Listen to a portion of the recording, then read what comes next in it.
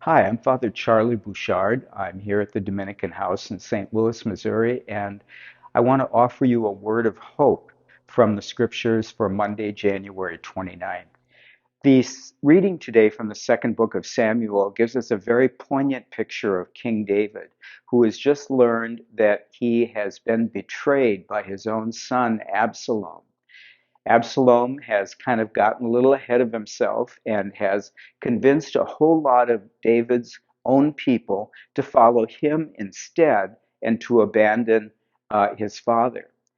And we see David walking along tearfully in bare feet and then being taunted by this guy Shimei, who calls him a murderous killer and is throwing stones and dirt at him.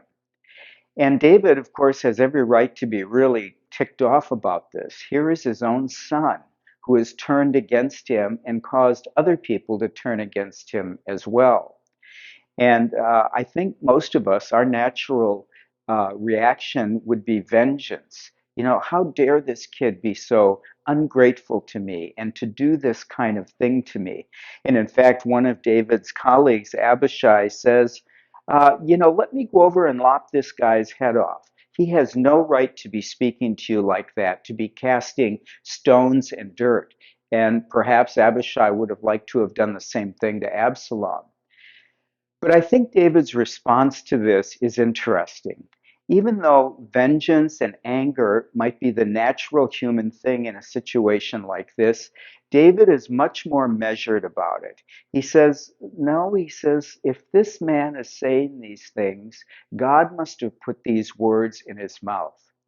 And I think this shows the depth of David's virtue, that he was not one to jump off out of his own emotions and do the first thing that came into his head, but rather to reflect upon himself, to take this anger from Shimei into his heart and to ask, why is he saying this? Why would God allow this to happen? And I think it perhaps gives us a little lesson in the humility that has to be an important part of the Christian life. That we too experience moments when we are grieving, perhaps when we are attacked, when we've had a great loss, and we want to blame somebody for it, and we want to get angry. But I think David is telling us in this story today that God asks us to exercise patience and to look into our own hearts first.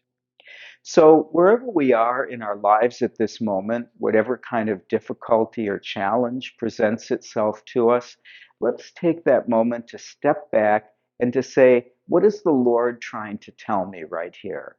And that doesn't mean that ultimately we just roll over and accept whatever happens, but it does mean that whatever we do in response to grief or insult, we are able to think clearly about it and to exercise a Christ like response to it.